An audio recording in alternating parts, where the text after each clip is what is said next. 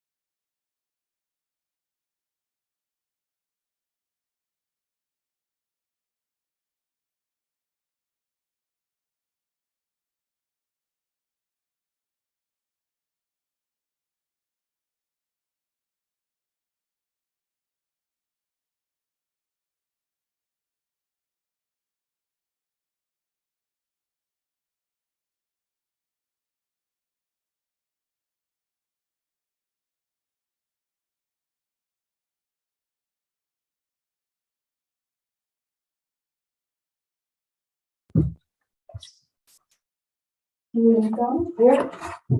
Annabelle. Here. Dempsey. Here. Ellen Schmoller. Here. Michael Kaplan. Here. Mel McKibben. Here. Timothy O'Connor. Okay, looking for a motion for the consent agenda. Agenda. It's seconded to approve the consent agenda. Any comments? On the minutes for the last meeting, I would just ask if since Michael can't make his absent, I did call in and notify that I may or may not be able to make the telephonically, so I will take the absent Tuesday. I agree with that. Other than that, Okay, we've got a motion. For the second, so all in favor of approving the consent agenda, signify by saying aye. All opposed, the same. Okay, we'll go to hearing from the public. Anybody in the public can speak about anything, and also there are some items specifically later in the agenda that you can speak to, resolution 20-12. If anybody wants to speak to those, they're welcome to. And then, so we're going to have Mr. Phillips who is, and you know, so he doesn't have to sit there all night. Okay. If you need your floors are. Okay. put a color copy of the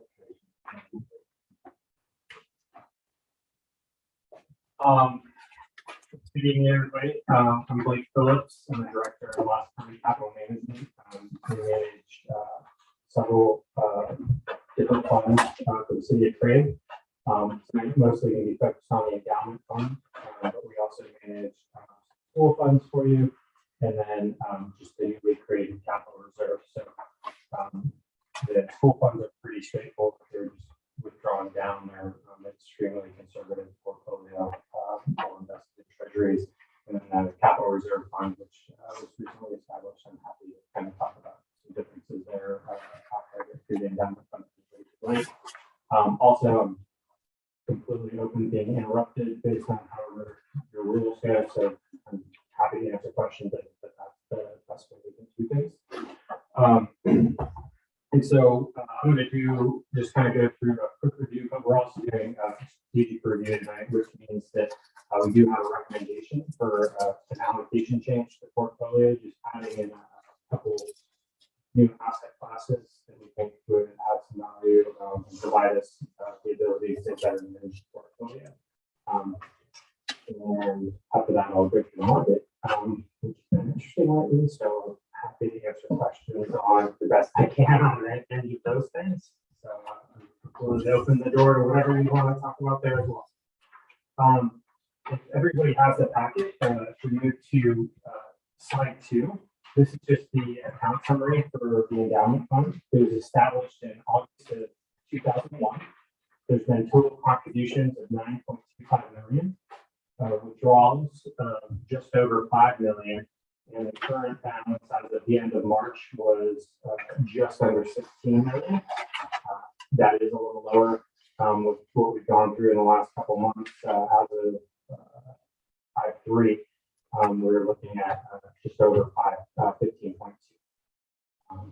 So there has been a bit of a downdraft, but it's still, as we'll be later, I mean, we're down about 7%, a little over 7%. That's through, that's with the downdraft since March 31st, which is well within the range of expectations. Not the side of the range we'd like to be on, but given everything that's going on, I think there's definitely not a calm or not a reason to be overly concerned, even though everything you read leads you to read otherwise. The account was returned annualized just over 6.2% since the beginning. So meeting all the goals, which we'll update to here shortly later.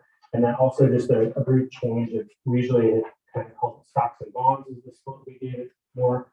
We're breaking it out a little bit more of how we're thinking about it. So risk assets, risk control and alternatives. And so risk assets being primarily the stocks that are in the portfolio within the different areas. So large cap, small cap, international emerging markets. Risk control is pretty much bonds. And then alternatives, which is where you'll find things like real estate, infrastructure, commodities, which can have different characteristics. Moving into the strategic review. And so when we do these kind of annual reviews, this is we look at this as a partnership because the way our investment philosophy works is we listen to what the goals are, the risk tolerances. We provide some help with letting you know what our view of the risk capacity is, and that's based on time horizon and needs and stuff like that. And so we provide that information, but then we take that and kind of create these portfolios, implement them, just buying and selling of the portfolio, and then constantly reviewing because as those goals change, there's two ways this portfolio changes. One I'm going to bring forth tonight, which is they're going to be, there's just constantly new investment products and vehicles and ways to get in it to invest. They're constantly coming up. So that's what we're bringing forth tonight. That was also the case, infrastructure, which we added. And so that was a similar thing. Another one can be where the market outlook in a vacuum is not going to properly meet the goals, and then we'll also request to make adjustments. But the more important one is always if something has changed within the primary goals of the fund. And so just to recap what those are, is exceed the average rate of inflation over a 5-year period. Handily, the fund has handily done that over the course of its entire life, pretty much. And then increase the principal of the fund with the foremost objective of protecting. And then also importantly, there's a limitation, which is intent which being this fund can go on perpetually for the benefit of the residents of the city of Craig And so the cap on that is currently 4%. And it actually has been running more along the lines of 3.5% is the average withdrawal rate. So if we move on to the next page, very kind of broad outlook of what I think everybody is aware of the first one, that we're facing higher inflation. And it's interesting because we're coming off of an entire decade where the Federal Reserve could not get the inflation high enough, which their long-term target rate is 2%. And they haven't been able to get it there, no matter how much money they pumped into the system. And now we've gotten there in very short order, and we're well above that 2% target. And then we've been hitting high single digits here, and that's really across the globe. Part of that is a lot of the just sheer amount of stimulus that has been pumped into the economy across the globe. You know, there was $5 trillion in the U.S. And on top of that, cutting rates to zero. That just basically, when the Fed cuts that rate to zero, that's the rate at which they lend to the banks, or what they will pay the banks for their deposits on hand. So what they're saying is, don't keep deposits in here, you need to lend that money. And they're just pushing it. And so that's the reason that they do that. And also they've been out there on top of that buying, like making actual purchases of bonds, which is an additional just pushing money to the economy. So that coupled to now we're going to be unwinding that. They're going to be drawing down the balance sheet, stopping purchasing semi-securities. Like hopefully, if everything stays on track, that'll pretty much that element will go away. At the same time that we're starting to raise interest rates, and the current expectation is at kind of a historic clip. So we had 25 basis points earlier this year. We had 50 basis point rate hike this week, and we're expecting to get about 2% by the end of the year on the short term rate, and then up to about 3% by next year. So that's a very quick normalization, which is where we were kind of on the path to being before COVID. And everything just immediately, I think the lessons they learned from the financial crisis was they were very slow to get in there. And when they did that, the damage that was caused was greater than if they just acted harder and faster. And so they showed that they learned the lesson, I guess, and just really went all right off the bat. And that's why we saw a real huge bounce back off that initial really sharp drop in the market in March 2020. So it's very challenging. It's a pretty challenging environment because the outlook for stocks due to where valuations are, and this is when I say an outlook is I'm speaking longer term, not on just this day-to-day stuff that you see in the media or the news every night. So the longer term outlook for stocks and growth is still pretty decent. The bond side of the portfolio, where we usually look to have our kind of safety net, and it still is still there, but when you're coming off of such low interest rates, the yield that you're getting is going to be pretty much for this initial part of this rate raise is going to be basically washed out by the bonds going down as rates rise. And so you get that cash in the form of coupon payments. But when interest rates go up, the bond prices that we already hold go down. So for a while, they kind of are going to be somewhat canceling each other out for a bit until we get, pretty given the rate that we're increasing rates, that a year or two out, we're going to be in a more where it's not quite as difficult. We can kind of start using that a little more tactically. Right now, we're underweight, kind of running stuff, but just to give kind of a general idea of the outlook. The two, when we look at managing the portfolio, all of our clients have different, all of our accounts are managed separately, specifically, and not only across the firm and all of our different clients, but even specific, if you look to the three of our funds are all managed on different kinds of mandates. And so each of those, part of that is what tools we're allowed to use to invest. So for the school, funds, we're only utilizing government bonds. Extremely safe, very conservative. When we go to the endowment fund, we're looking for longer term growth. It's the most expanded of all of them. And so within that, we'd like to add high yield bonds and something called alternative data.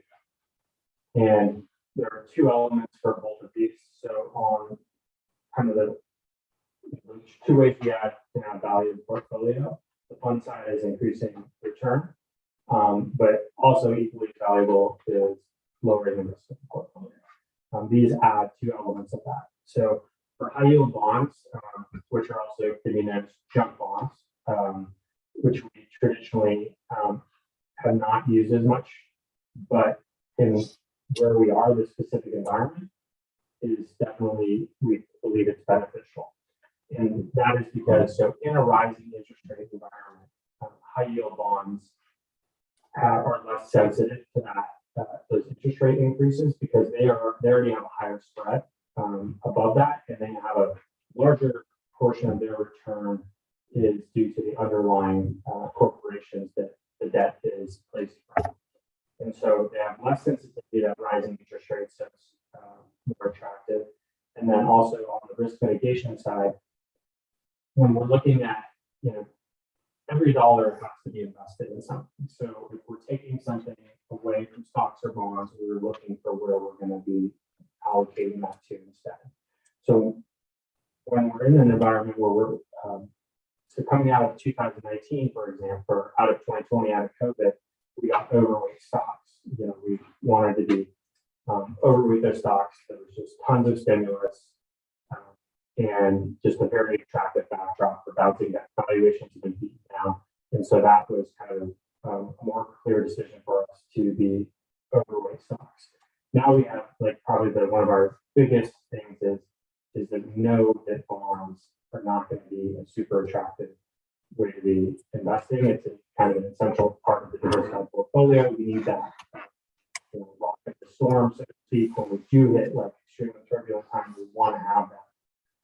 That being said, we don't want to be overweight stocks necessarily right now. We're looking at rising interest rates, higher volatility. Those things,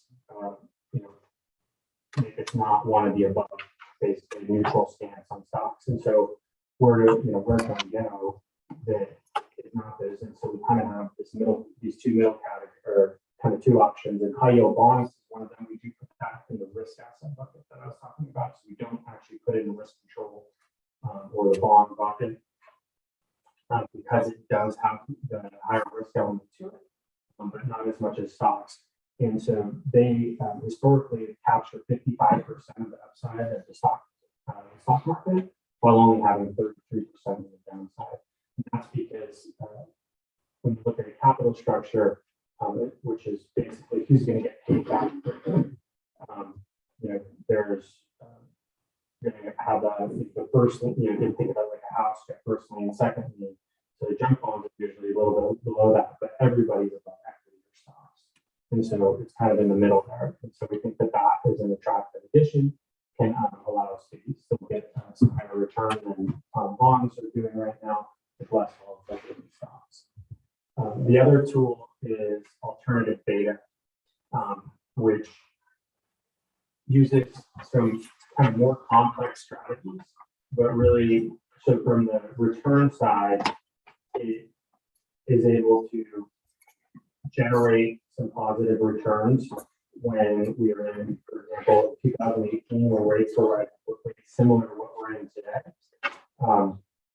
It returned positive 0.6%, where the S&P 500 was down over 4, and bonds returned 0. So it has that uncorrelated piece that is attractive for adding to the portfolio in lieu of adding more bonds or stocks in our model. Additionally, like when we have crisis type situations, for example, COVID, the S&P 500 was down 20% during the period we judged, and all beta was down 3.5%. So in these environments where we have this heightened volatility and a lot of uncertainty, these kind of tools are very useful to be able to be used and have to add value from a return and lower the overall risk in the portfolio, because volatility over time does detract from the overall return. Because a 6% portfolio that mimics like this is going to ultimately be able to grow much more than have the big dips like that. So it gets a little bit into statistics and everything, but overall we want to be able to reduce that overall volatility as much as we can. Can I answer any just specific questions to either of those?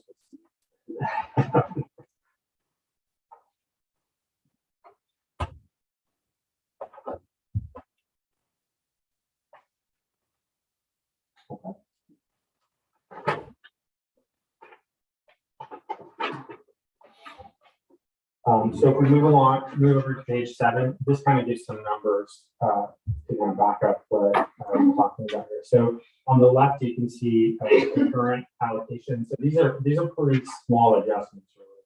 I'm going to say that the pies at the top look pretty similar. So where you have 51% risk assets or stocks, basically 34% risk control or bonds, and 15% in alternatives. In the current portfolio, if we added the high yield in the alternative beta recommendation, you can see we stay about the same on the risk asset side. And then so you see a reduction in risk control, which is the bonds, which I talked about, which is really rather just not particularly attractive given the environment. And so the majority of that change is increasing the alternative side. If we go down below on that top line, you can see the return is pretty much the same. Slightly higher would be with the recommended changes at 6.7% versus 6.9%. So even though the return is increasing slightly, you'll see if you look at that range, and the downside goes to down 13 versus down 14.6%. So we're able to reduce the risk in the portfolio, while at the same time not just keeping but slightly increasing the return. And so that's really always what we're trying to look for, is these kind of adjustments that we can make that are going to make the risk adjusted return more attractive. In this case, it does both. And also on the bottom line, you'll see average loss in extreme conditions, and that's COVID type things. That is also reduced. And keep in mind too, that extreme condition number, that's not that's a point in time thing. And so all is during that crisis, that's not expectation that we end the year down 24%. That's what we could expect to potentially see, and it wouldn't necessarily be a surprise. And those are the things, by the way, that we look at specifically, like when we get through something like COVID. If the portfolio is not acting, all these numbers come out of the Monte Carlo simulations, which are 5,000 different scenarios that we run, doing GDP dropping, interest rates skyrocketing, inflation going crazy, any like just a lot of different potential scenarios. That's where these numbers come from. So we can say with about a 95% confidence level that these are the kind of expectations that we and how we're doing the modeling and how we're designing these portfolios. So if these numbers, so we watch these numbers extremely carefully when we're going through times of turbulence to make sure they're not doing something that we weren't expecting. And we're very confident tools through COVID didn't happen, the financial crisis, all of these types of scenarios are built into these modeling. And so to see it break out, how something not. If you turn to the following page, this is the wealth simulation. So this is what we can expect at the end of 10 years. So on the modeling we did for this assumed a 4% withdrawal rate every year, even though that's above what the average withdrawal rate has been. We modeled that so that if you're just taking the max withdrawal, those numbers you see on the bottom are with the two different portfolios. So relatively close to you see a small increase over time with the real portfolio.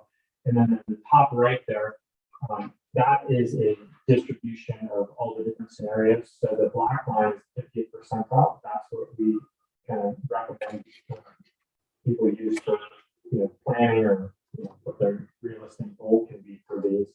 And you'll see that current portfolio is expected to end at 20.3 million, and the new one would be 20.7. So a little bit above.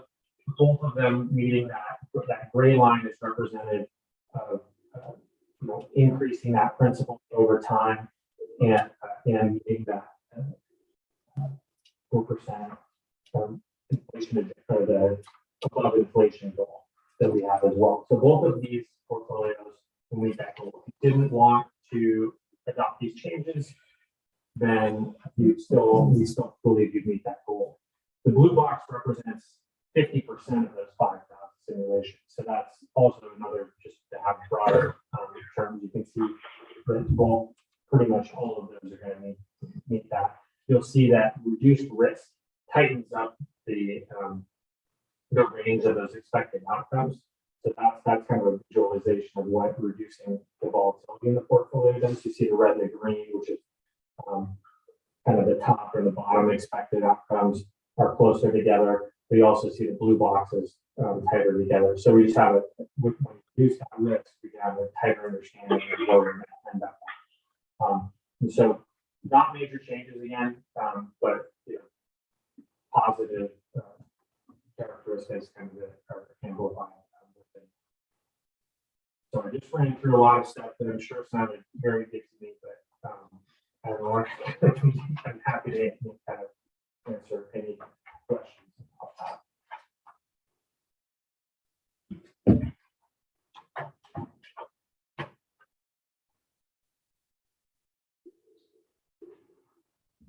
Blake, are these additional tools already included in some of the approved asset classes, or would that need to be the first step of the council to approve an additional asset class? All data is the one with the data one.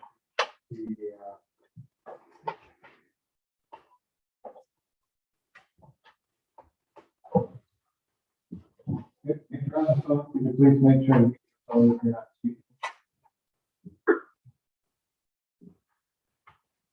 I will double check that out. The one piece that I'm not sure if the top of my head is just the where if we have specific bond rating levels that are specific to Endowment. Don't believe so. Usually PM on that, but once I finish, I will double check. Otherwise, you can't keep going. Yeah, Right. my recollection, and sorry, I didn't do the research. That last time we changed. Yeah, we changed, we expanded the classes exactly, and then approved an allocation, including the new class. But that may or may not be necessary here. Maybe including the new class, but the council would already do it.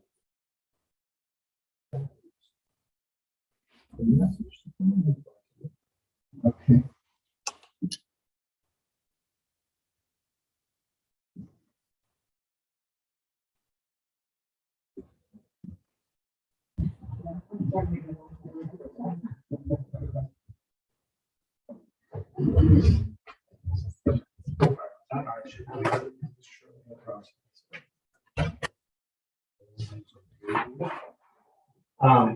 And then just the next page is kind of sum that up. On the right side, maintain opportunity set, the tools that we have existing, completely fine. Still think that you can meet all of those goals. The recommended asset classes are just seeking to maximize that return and minimize the risk. And so they're just not major adjustments, but over time, we make these little changes over time, and then as they add up, it becomes beneficial over the long run as this fund is adopted.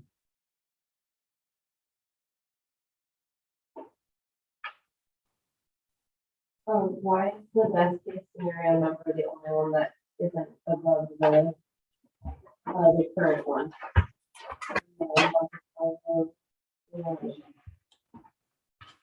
So,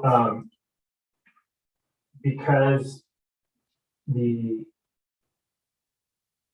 by reducing so even though on the average year or when you run all these simulations, we do have a slightly higher return, the higher risk that is in that other portfolio can lead to higher returns in some scenarios. So when you have that higher allocation to those riskier scenarios in the positive scenarios, it's kind of like if you think about it, tech stocks versus the overall market, when you have that higher returning asset in there, the volatility is going to be higher, and that can lead to just a greater return in the positive scenarios.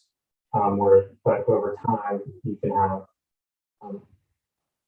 maybe not such a overall long-term return that is as good as like the diversified portfolio. And so there's only 2.5% of 2.5% on both sides of that. So within the green and the red line, that's 95% of the outcomes.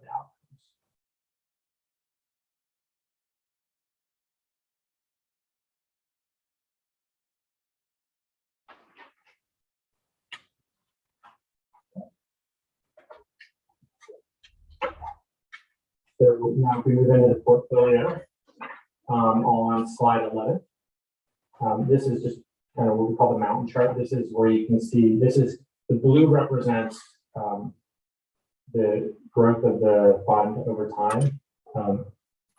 It consists of all contributions, withdrawals, and the effect of the investment. So you can see at the bottom, all of those individual bars represent full calendar years since the inception of the fund. The green bars being positive, the red bars being negative. This is obviously the kind of mix of those two colors that we would like to see, with the majority of them being in the green. And you can see that when I say that the portfolios, our expectation is 6.9, or the new one 7% over time. The only thing that probably won't happen is that we have 6.9 or 7% year. It's going to be a mix of all of these things over time.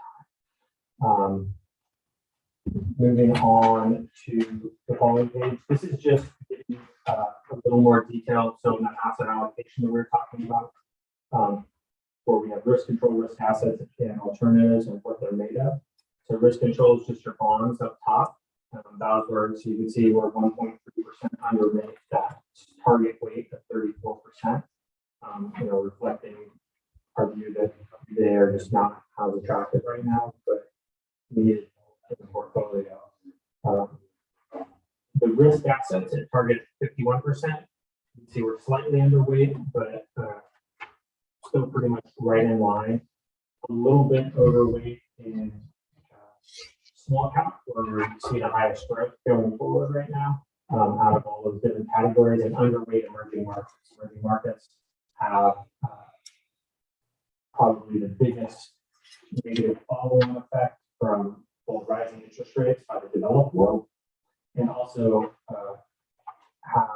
are very much hurt by supply chain issues. So when all this shit, because they are very much dependent on exports, whether it's resources, which is common, or just whatever they're making. So they're being kind of hurt right now when you have these kinds of situations. And then we get down to alternative and risk assets. That's also where high yield would be added to if we decide to have an asset class. And then alternatives, where that is where the alt beta would go. And so within alternatives, you can see we're already about 2% overweight there, and that is through both commodities, infrastructure. All these three classes all have very good hedges against inflation. They act well during inflationary environments. So we're overweight infrastructure and commodities. Specifically, commodities are pretty straightforward. They travel with inflation, and so that's an additional kind of hedge or not hedge or follow on with inflation we're putting in. Infrastructure, same way. Just kind of recapping, those are cell towers, airports, toll roads, bridges, things like that, where when you start getting, when you have a high inflation environment, people start cutting back on what they're doing, whether it's not eating out as much, etc. Probably not canceling their cell phone, probably taking the road that they have to work. Those kind of things where you have pricing power and you can pass that inflation through.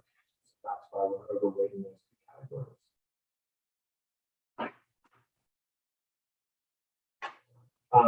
Moving to slide 13, this is the account performance through March 31st. On the far left, you can see so the orange bar is the actual portfolio, net of internal fund fees, which is fees that we use to the way we are accessing them. So whether they're not fees that we make, we're always trying to seek to lower expenses any way we can. And so those are probably about 0.1%. And then you have the strategic benchmark, which is the basically created and changes as we change the asset allocations, but it is a pro rata share of specifically those asset classes. So we seek to be, we're not trying, this is not an absolute return strategy where we're trying to be able to say, the benchmark's at 5 and we want to be at 10.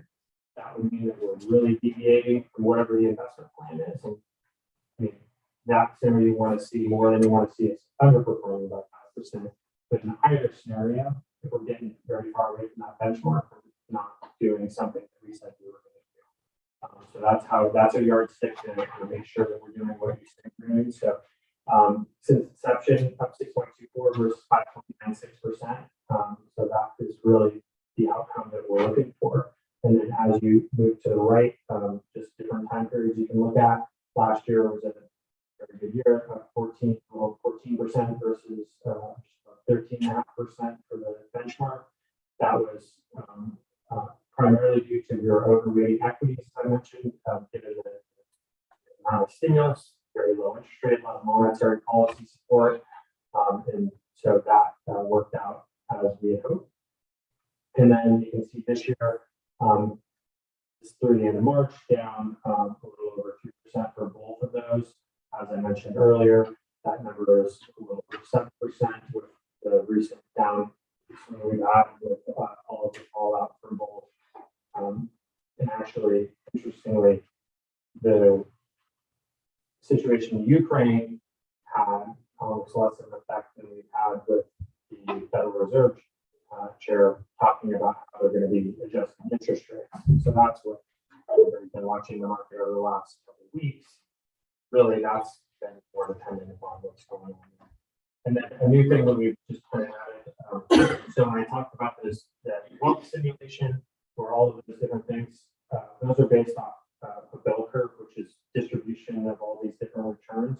And so you can see calendar year 2021 on that curve, and so that's on the kind of the upside of that 6.86% expected return for the portfolio, where we would like to be. And then you can see 2021 year to date, still like close to the center of that bell curve of expectations. Not the side we want to be necessarily, but over the long term, we're on the right side of that. But can give you input. So extremely well within expectations for what we would expect at the time of portfolio in both situations.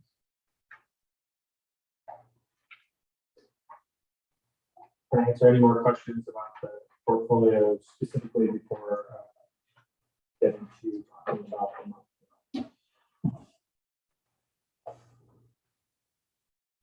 Okay. So going into this year, some of this stuff is going to sound like master of the obvious because it was more overall outlook and it all played out rather quickly. But risk control or bonds are going to continue to struggle as underweight. I mentioned that, as we raise these interest rates, and due to the fact that they are so low, that's going to put downward pressure on bond prices as we start getting increasing yield. So that positive of being able to get that increased yield is being counteracted to some extent by the downward pressure on prices. Expected elevated volatility this year due to a lot of the high valuations, high inflation, tighter monetary policy. On the high valuation piece, a lot of what we've seen in really this market coming down has been those extremely highly valued stocks. All the tech stocks that have really been doing a lot of the outperformance in the market and leading the market. Facebook, Netflix, those things which were trading at 100 times earnings. A lot of those are down 80% this year, and so that's where a lot of the pain has become very apparent. And also because on the most base level, the way you value things is the stream of earnings that are going to be given back to you in the future. So the higher valuation you put on those underlying earnings, when interest rates go up, the further out they are, so you discount those back to you. So the higher the interest rate goes up, those guys with high valuations are most susceptible to having further downward falls because that they're banking on the future more. Whereas you go back to a Exxon or Coca-Cola or Kraft Heinz and consumers like more base guys who are printing cash and have don't have the greatest long-term growth outlook, but they're consistent, stable businesses. They don't get those high valuations, but they also are not being punished at all. And in many cases right now, many of those stocks are actually positive because they're not as sensitive to it. They are those core pieces. And that's why it's also good to have those diversified portfolios where we have exposure to everything because we don't have any one unique risk. Netflix dropped 70% this year. That doesn't really affect us because it's 0.001% of the portfolio. That goes back to why we think the individual, why we're not out there picking 20 stocks for you for our stock allocation or using ETFs where we get 5,000 stocks. That being said, global GDP growth, and it was even just revised down due to the effects of the Ukraine war, is still expected to be above trend. So that's the underlying why we're not saying it'll be even more defensive. One, bonds aren't attractive, so there's not anything to go to there, but growth is still expected to be above trend. The biggest thing that the reason that the International Monetary Fund lowered growth is because continued supply chain effects. And that's really been the biggest problem with the Ukraine war from an economic standpoint. It is not necessarily because Ukraine or Russian economy, them together are less than 2% of global GDP. So they're not necessarily doing a whole lot to move it either way. But the energy and materials that come out of Russia, those going away, obviously pumping up inflation more. And that Ukraine also actually produces a lot of inputs like wire harnesses. That a huge part of the European auto space uses wire harnesses made in Ukraine, but not being made, which shuts down. It's just like the semiconductor chips that we've been seeing so much about with our autos, from not being able to get shipped over, not having enough. Same type of situation, which is extending out the supply chain problem, which is extending out the being able to deal with inflation. The Fed, when they raise rates, can deal with inflation from kind of supply of money in the market, but they can't really do anything about 90 ships off the port of Long Beach. Their tools that they have are not going to be able to affect that. So that's kind of going to be the biggest uncertainty piece of getting that inflation back down. There's been, we also got through probably our love of consultants in the developed world. We had it to just-in-time inventory, which is a lot of problem when this whole supply chain issue came. Whereas 20 years ago, everybody had warehouses and lots of things, so that when they couldn't get a piece of something, they would be able to, no big deal, buy it in the warehouse. Well, you can make way more money if you just have things coming in as you need to make them. And so as the economy got more and more shifted to that direction, it made us more and more susceptible to the situation we find ourselves in now.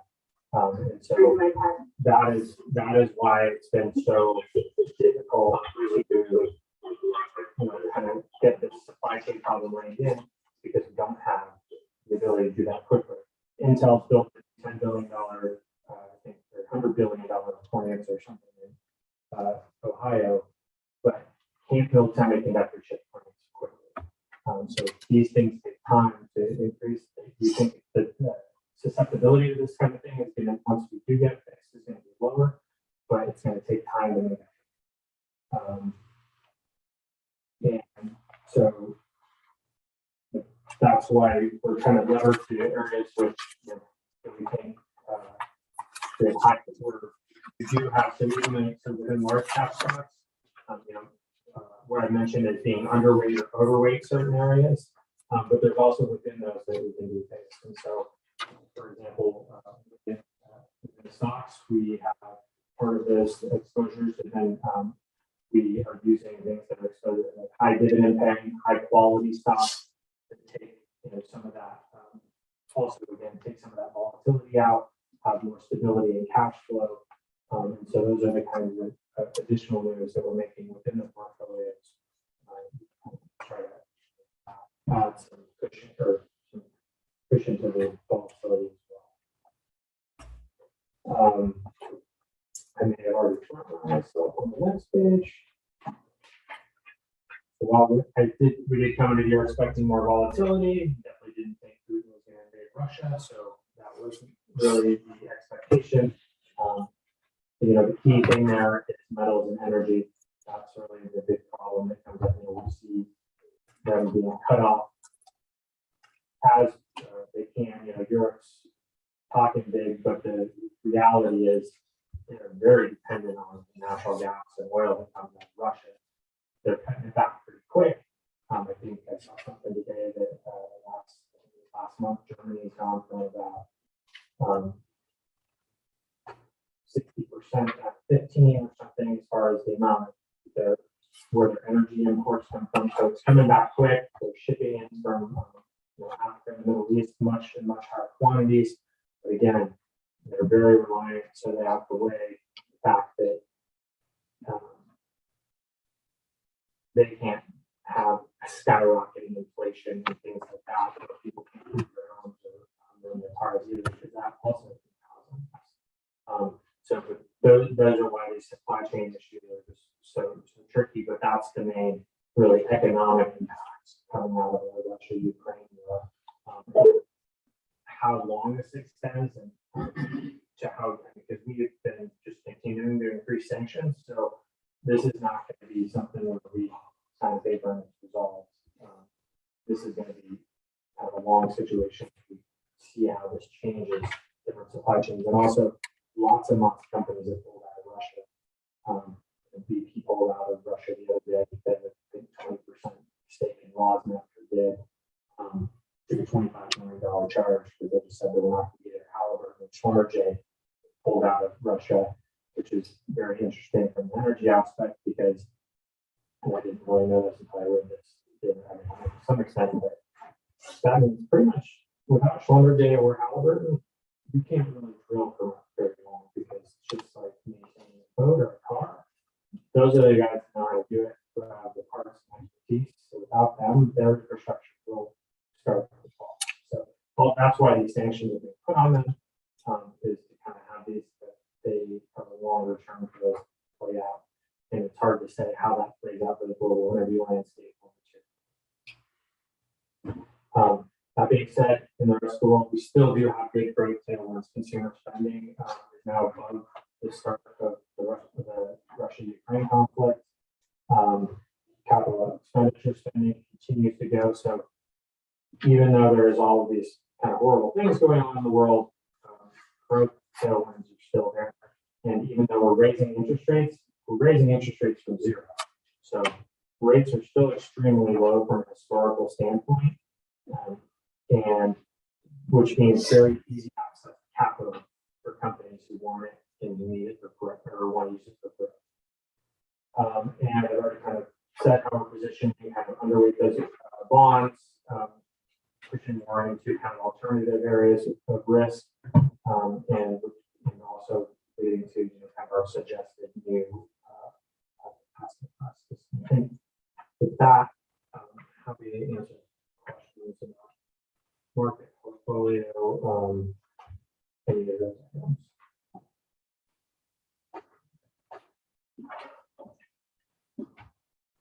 Do you guys, are we in place with some of the places that are making massive weapons at the moment? You mean as far as the companies? Do we own stock in Lockheed Martin? Yeah, I mean, you are generally gonna own a small piece of probably anything, you can think of. So, but definitely the major defense players, Lockheed, Boeing, Raytheon, all of those guys, are the components in the market. And so there's exposure. Those people are generally sure that they're running 24 hours a day on their phone. They're replacing everybody's stuff that they're sending to Ukraine. So Yeah. they're gonna all get new tanks over there. They're all gonna get new airplanes, but they're gonna be our older things. We're gonna get even newer. So the defense contractors are pumping stuff out. They're smiling. Right. And so that's where you still, and that leads in, so that's a piece of it. So all of these things, there are, I guess, silver linings to, much I don't want to, but the both from, if you think both infrastructure, defense spending, all of those things, that is provided, provide a lot of economic growth. And the last we see, I think there was worries about pulling back about military spending within the state. I think we can solidly take that off the table. And probably look at commercial expansion. And so those are the kinds of things where there is still, those are major tailwinds. So those are long-term things. The amount of money going to infrastructure, the amount of money that's going to be boosted into defense spending. Those are things that are going to be playing out over the next, lots of years, next decade, if not more. And so even though you see the market going up and going crazy, you have to look down at the underlying fundamentals, and they're still positive.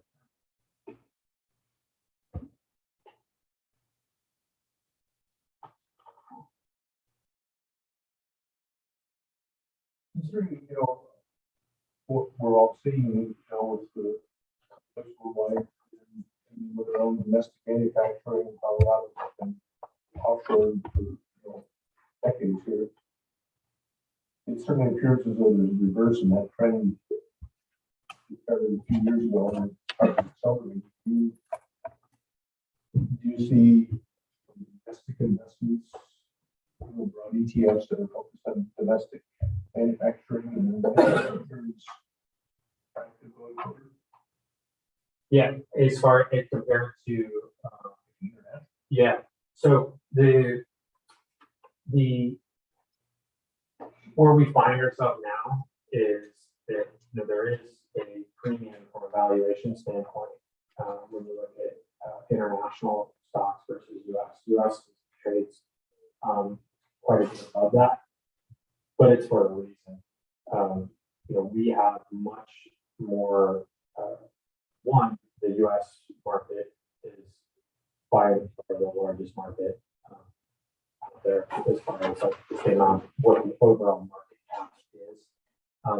But our financial systems, there's a lot of different things that go into that, all the way down to just our regulatory environment. When you go to invest in stock in the U.S., you can tell what's going on there. Just recently, China, which is another major investment market, you pretty much don't trust the thing that it says in their filings. It was just even a death recently because they were going to delist all these Chinese companies that are listed on the U.S. market because they basically don't give you any information that is required by the SEC. So we still are more positive on domestic stocks than international for the time being. Europe has we put a lot of money into our system, and lowered interest rates to zero, printed a lot of money, but we pale in comparison to Europe and Japan, where there was a point last year where there was negative $20 trillion in negative yielding debt, which is I borrow money from you and you pay me for it, which is not the sign of a healthy economy. And so there is the European markets, and developed markets in general have a lot of issues to deal with, which they're gonna have. They just are kind of permanently stuck in this lower growth spot, than the US market is. And so they have that lower valuation level, but it's for a reason. We were kind of shifting to where they were starting to look attractive and they were fixing a lot of things, and then COVID came up. And another element to think about, especially when you think about Europe, is we can act decisively just with our government.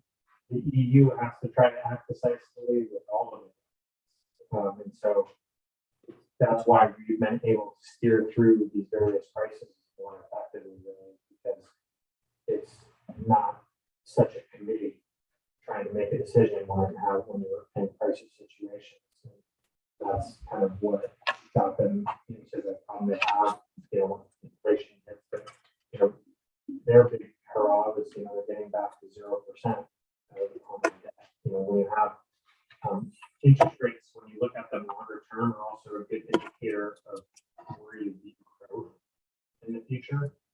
And so when you have them that low, it's the market telling you that they're not really, there is artificial keeping them down by the government, but it's also people don't have a lot of faith in where they're going to be able to go.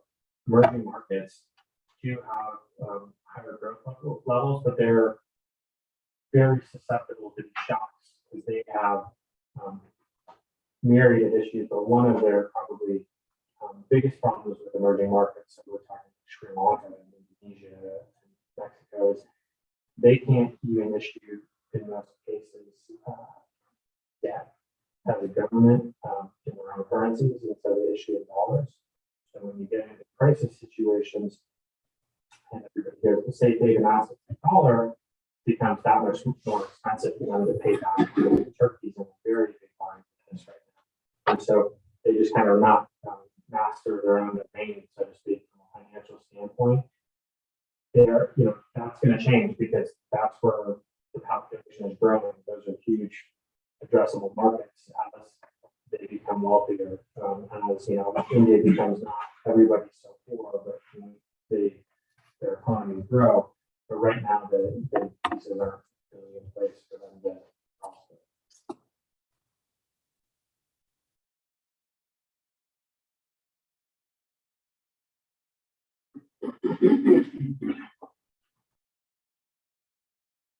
And while I still waiting on verification as far as the third element,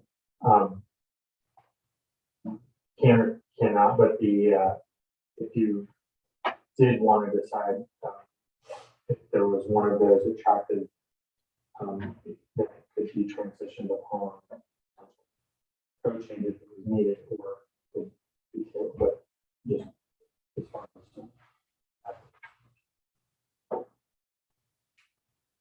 No review the process.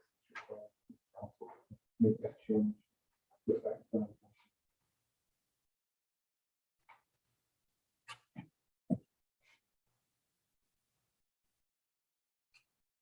Any questions? So I'd like to say, this has been a great, terrific opportunity for the city to showcase this value for community over the years. And hopefully it's done a good job managing. I'm very beneficial for us. that value. I could say just a couple of quick things on the capital reserve fund. So that is just actually the timing on that was actually decent. So that actually is way more conservative fund, but we were actually once the funds were allocated, we were spreading them out, and then as we hit this downfall, so what we call a dollar cost averaging, so we're not just trying to pick a day and be like, this is the one. We're usually spreading it out over several weeks as we move the money into the market. But when we hit we have the discretion to be able to, we have the discretion to do it that way or not, but we did accelerate it into this, so, which will have the benefit of being invested kind of at these lower levels, these drawdown levels. The other thing is when we, I imagine the next time we're here, we'll probably discuss how what they're doing. But as I said, when we do that pair process, that process, it happens for each different fund. And so that's why it's important. They have completely different characteristics and then will be composed differently based upon the different underlying characteristics. Capital Reserve Fund has been set up to 3 to 5% a year is what our kind of target is. And it's set up that way too. So it's looking for a lower ultimate return because it's meant to do, kind of unknown projects, but kind of on a rolling 2 to 5 year basis. We know it's going to be moving out in certain increments, but being able to get that return. But given that we do have those withdrawals that we know we're going to have, that reduces sort of that risk capacity. Because when you have those withdrawals, we don't want to have too much volatility within the portfolio because we might know, we have a certain idea of when the withdrawals can come out, but we don't want it to be, for example, right now that we wanted to take out $1 million out of or 500,000 of the 2+ million we have a reserve because then we're going to be liquidating those losses. And so we set that up, I think with roughly 25-30% stock equity. So that is half the level of kind of the inherent risk in the portfolio to deal with that specifically. And so we'll be looking at those two portfolios completely independently, just as it was entirely of the client, as a benefit of being able to benefit from the fee structure, because we'll look at them the same, but they are completely separate from how they're going to be constructed and how they're going to be adjusted going along. So we're making recommendations for one, doesn't mean we're going to be making recommendations for another. But so that is now invested and set up. And so we're looking forward to making some good returns off that. See how you guys feel about spending.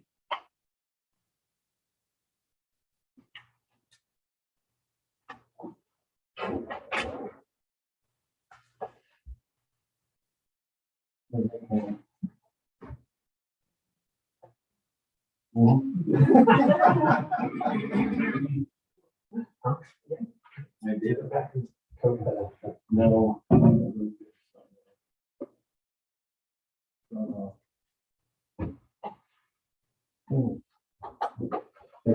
All right, thank you all.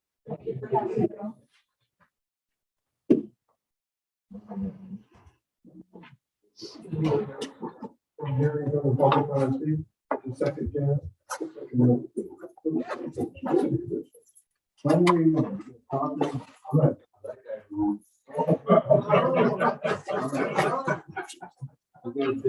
I just was wondering if you guys had any questions about the fund you guys are having for the tribe. And just a heads up today, we got like 570 grand for sidewalk improvements. I thought there was spring and summer report for the sidewalk. Also going down to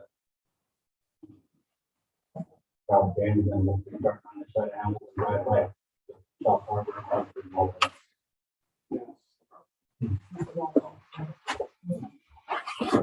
Hey, we didn't chat about that. If anything comes up, please let me know. Okay, thanks, bud. Thank you. Right. Let us know what he says about it being expand. Yeah, he'll get that information and I'll either way, I would like to mention that to the council. And I can't remember, my recollection is that the city approved by ordinance, asset classes. And then within this passage, I don't remember what the mechanism council approved how to allocate within the classes. Well, the way I read this, I just was under the assumption that we were without your tools. It said to me that happened. It's possible. That's what That's what he's checking out, to Yeah. see if those two particular tools Okay. But I'll look through, I got to figure that process out.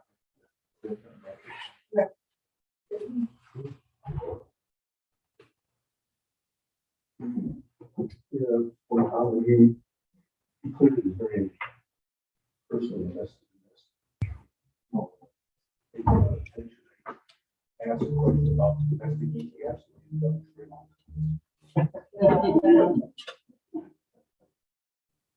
And on the phone, but he couldn't pay attention to it for us. APCM generally and Blake and it's lower for Mixella. They do pay attention. I mean, you can't argue with results. Yeah. We've had good, consistent results from every year. Unfortunately, this is gonna be one of those. Sure. It is. Yeah, we said it's Next together. day, it'll come back.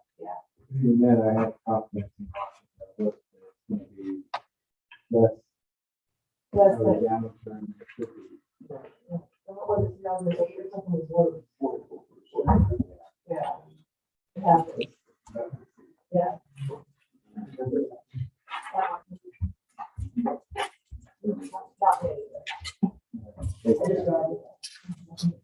Oh, there you go.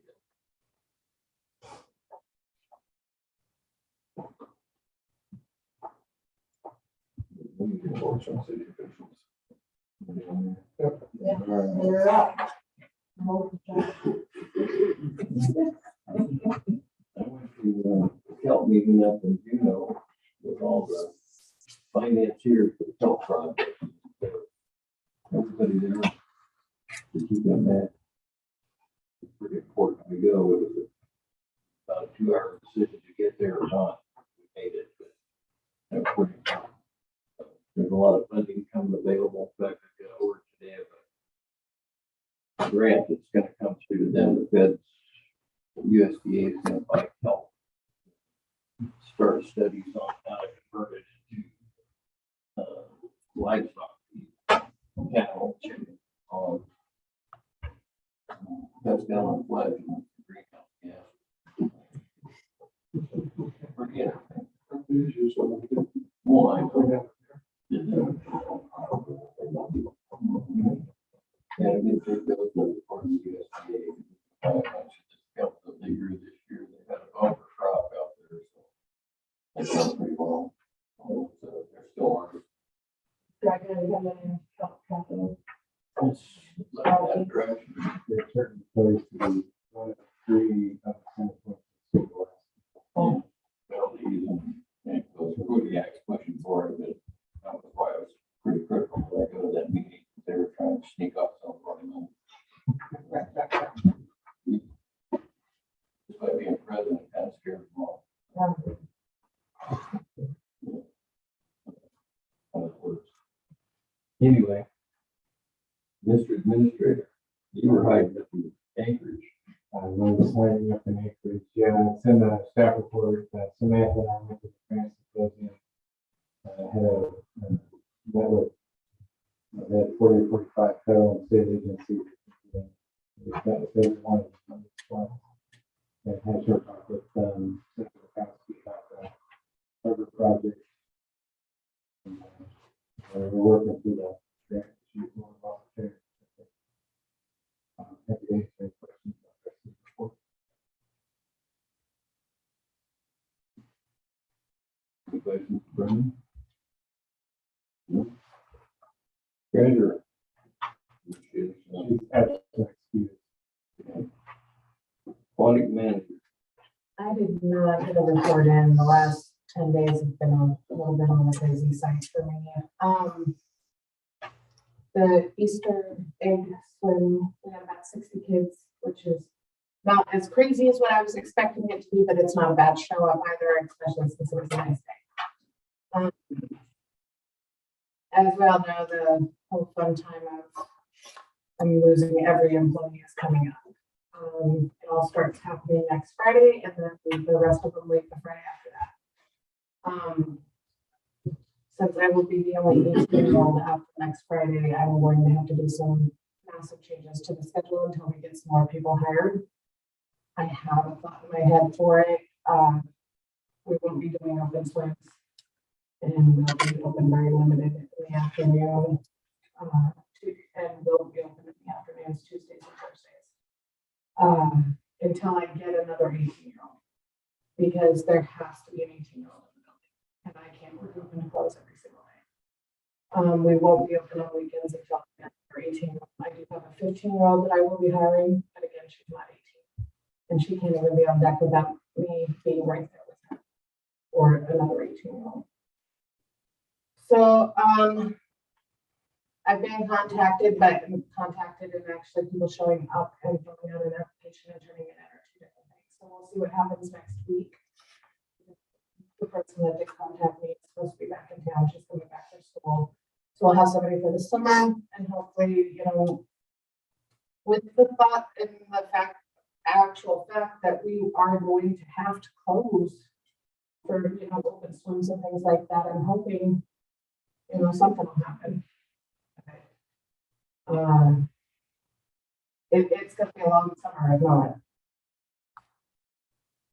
And that's all I really got.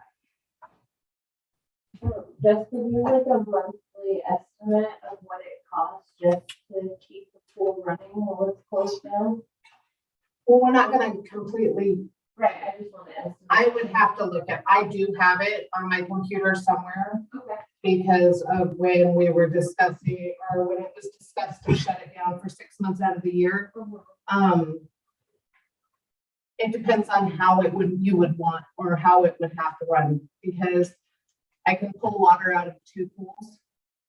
But not if we pull water out of the big pool, it actually costs us more money for it to be running because of different things that were set up through the DEC and everything else.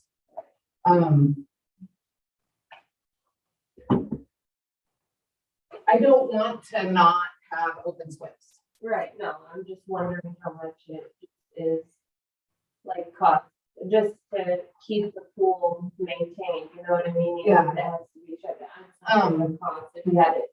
I will have to I'll get with Sherry and stuff because I don't know the electricity bills or anything of that sort. I can give you I know it costs $750,000 a year. Okay. So in theory, it's not gonna cost any less with nobody in the pool except for chemical wise. Because it will if we take water out of the kiddie pool and out of the hot tub and don't run them. I'm not planning on closing. What my thought is for the time being is being open Monday through Friday. Monday, Wednesdays, and Fridays open until noon and then back open again from 3 to 6 because we have swim team and we're under contract with them. And then not being open Tuesdays and Thursdays until 2. So at least the fitness room can be open in the hot tub and stuff. That's the thought. When summertime comes back open, or summertime happens, and if I still only have my 15-year-old, I'm willing to stay for an open swim a couple times a week. If I'm doing openings and then coming back and working another 3.5 hours, which actually turns into almost 5 hours with cleaning. Yeah. That's a lot. And, as much as I live there, living there actually isn't all that fun. Yeah. But I will work on it. I think, can't imagine that it would be any less other than pulling water out of the pool. So it would be a little less chemical, but so. I haven't been coming in the mornings for years now, pretty much since I got children. So 2014, I stopped coming in. On your morning patrons that come to work out, is that mainly the workout room or is it even the pool? Even for the pool and it was a thought, and I did look back at it, and it is very much even. I do have people in the water at 5:30 in the morning, and I have 4 or 5 people in the water, and sometimes only 2 people in the gym. I'm kind of thinking like if you could have just the workout room and if you utilize maybe a 15 or somebody and have that side door. There has to be somebody 18 in the building at all times. Because for the one sheer purpose, if there's an accident, under 18-year-olds are not allowed to mess with bodily fluids. Okay. So there has to be some, and OSHA would kick our butts. So you couldn't have, and I'm just trying to throw out ideas, you couldn't have a system where somebody has a key to that workout room and people have access? No, they'd have to be able to come through the pool to do it. Okay, We're working on, you know, the thought of, I did look into what it would cost to turn the current fitness room into a 24-hour fitness room. And it's half the cost as it would cost to build a whole new fitness room to do exactly with what we want to do with the modifications that would have to be made to that room currently now in order to make it work. Because you have to have 2 exits. So we'd have to have 2 new doors. We'd have to have new doors for the fitness room or for the fitness to the nanatorium and to the hot tub room. A bathroom would have to be added. Lots of different things. Yeah. that'll be a problem. Yeah, because we'd have to extend just for the bathroom in general. Yeah. So, but I did have CBC come and look. Yeah.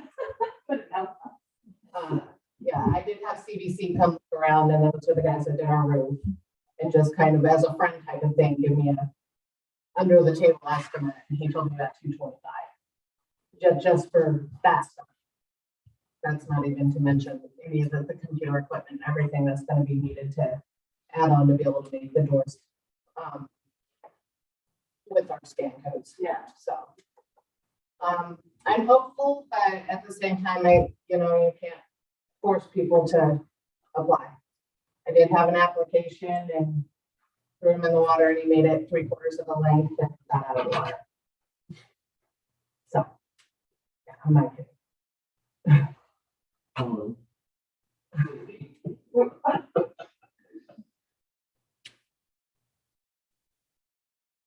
right. Any questions? Jessica? So, moving on. City clerk, We have none. Sam. We won't put Sam on that spot. I'm already appreciating your help. The new city clerk is currently out of town. She's been working part-time. She's out of town until the 16th of May. And then she'll be back still working part-time until first week of October. Our clerk pro tem is child care issues, so she's not here tonight, and her last day will be May 20th. So a little bit of overlap in the meantime. Rely on my great staff to come down and help. Okay, moving on to city planner, Sam.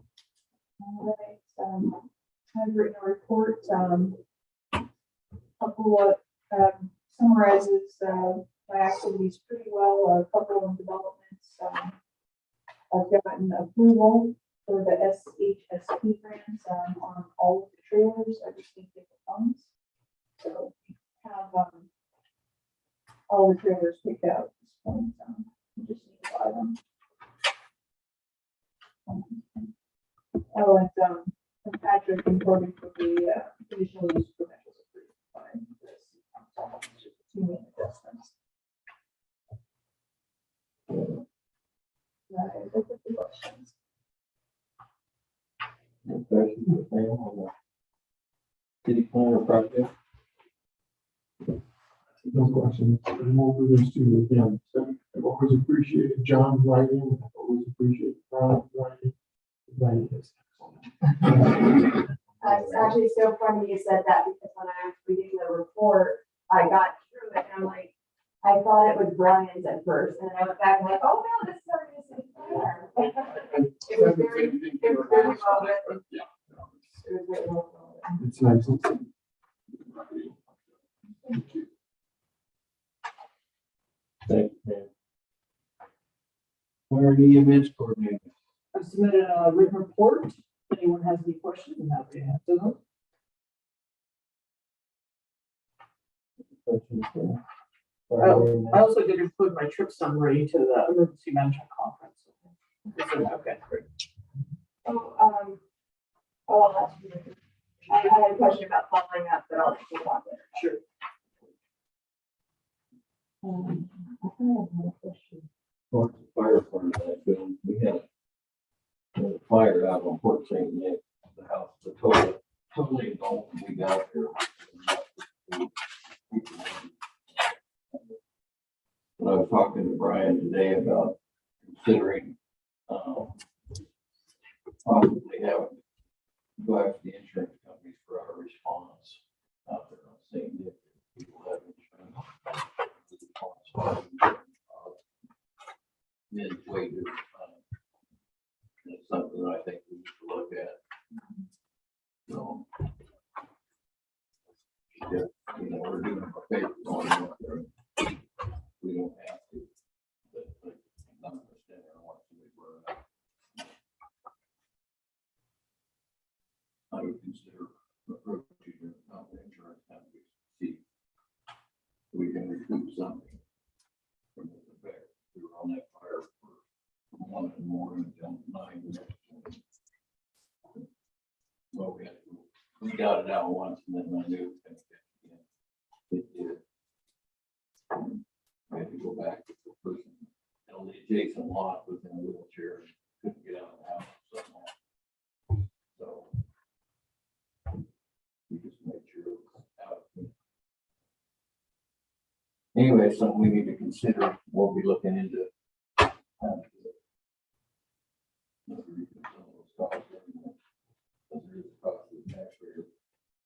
Funding the trucks and everything else.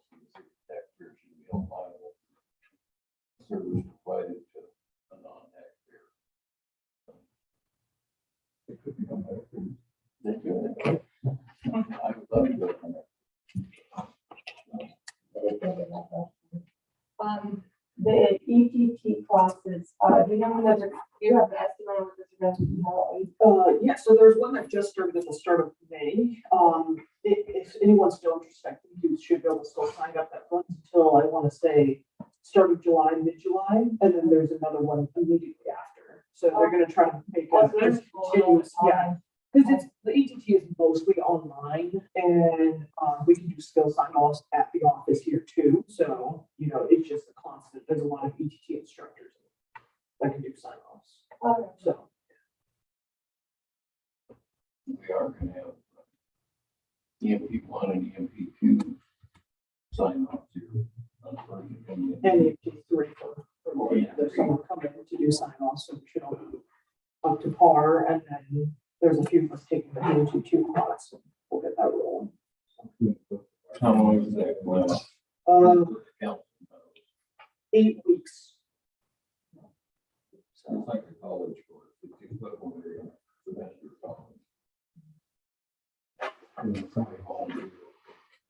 Finance Sandy will go through that class. Finance Sandy will go through that class as well. So we're certainly adding to the capability of that. Like I said, that's the equivalent of college semester, I believe. It's a long class. I know that EMP1 must kill me. It's just bad. So.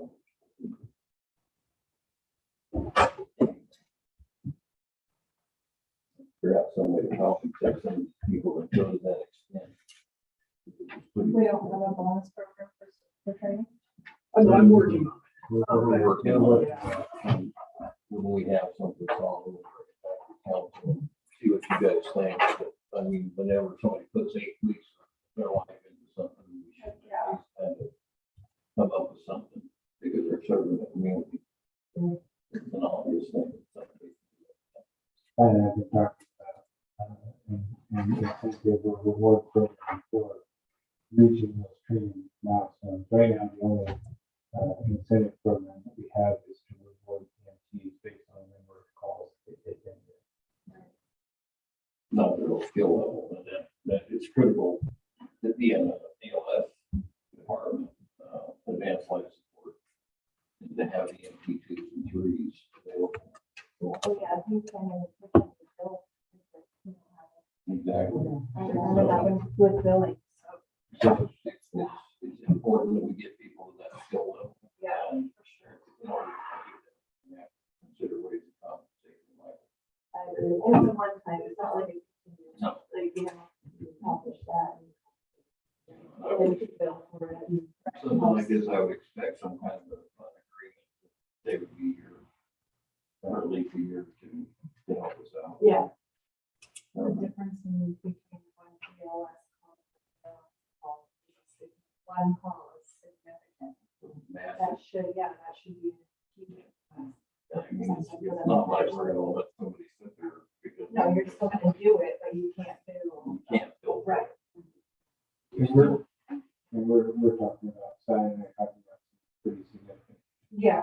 Incentives or rewards for, especially once we get folks in Q2.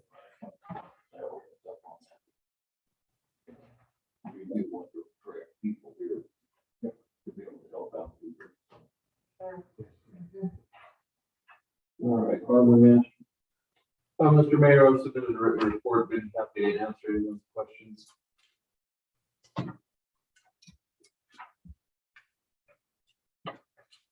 Do we really only need 2 pilings? At this point, those are the broken, the guard pilings that are broken. I think most of the cost is molded over, so it's like, Yeah, there's a few others, but, those are the main culprits. There's one at the city dock closest to the beach on the outside there. And then there's, one right next to the crane that everybody uses, and if somebody strains it a little bit, it swings out. It's been broken for years. I've been trying to get someone over here for a couple years now to get this work done. They came over here last year they thought they'd be ready to do it. They ended up out of piling, so they weren't able to do it. And so, I had $25,000 budgeted, and we figured out we could do it for 30, and I have some other funding, some other money that I hadn't spent yet, so I'm not going over budget on it. Over for people's piling. They are, yeah. I don't know which project that is. I think it's something St. Next that they're doing. So. I'm sure there's another 10 harbor for the docks going in. Yeah. I'm sure of that. And they'll have 2 charter boats in front of them. Okay, any questions for the harbor man? Nope. Library.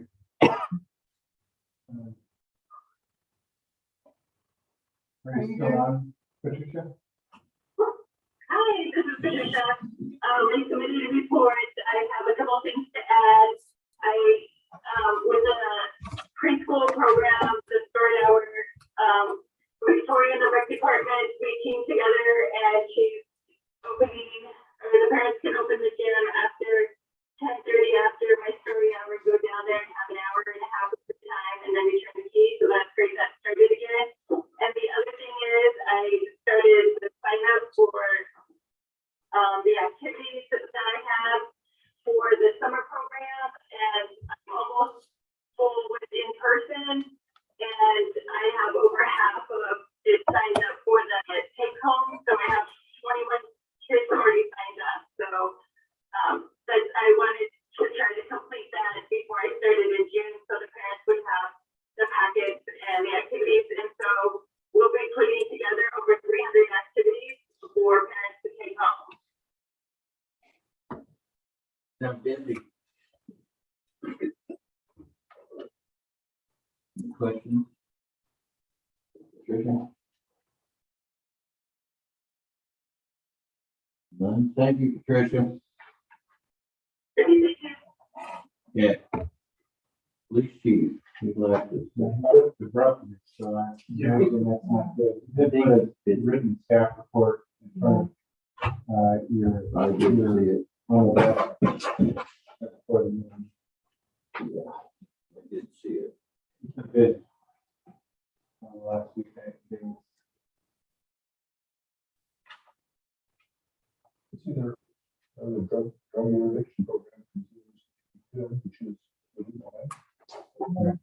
Or stay on top of things as much as they please can. I guess. Well, it's a nice thing, but I think it's time, since we're at the police report, we're gonna wait till the end, but we need to write a letter, to the district attorney, and the governor and everybody else, that these people need to start going to put in jail. One girl who actually got 2 months ago with an ounce of heroin on the third, remember him telling us what that was?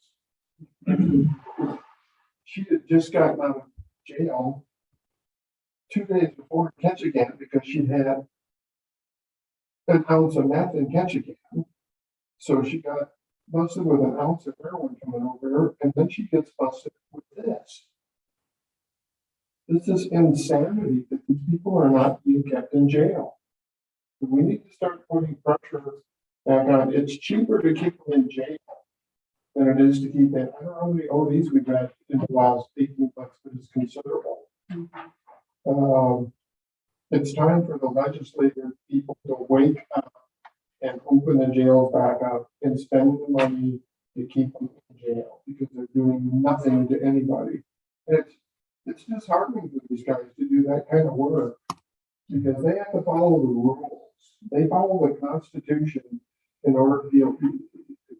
We used to know who was bringing it in, unless you get somebody telling you, and you go before that judge and swear that you have firsthand knowledge, and it takes a lot of work to do that. Nothing is happening to these people that are poisoning our children. And at some point, the vigilantes are going to take over here like they did back in the 60s. In the early 70s when things got rotten around here, they took care of things here. And I don't know that I want to see that. I want to see them in jail. And they need to go back to presumptive sentencing. You know, your third strike in 3 years dealing drugs should be 20 years in frickin' prison. It's not a non-violent crime. You get more in trouble more for drinking and driving than Yeah. dragging out the heroin on you. Yeah, it's insane. So you kill people with heroin.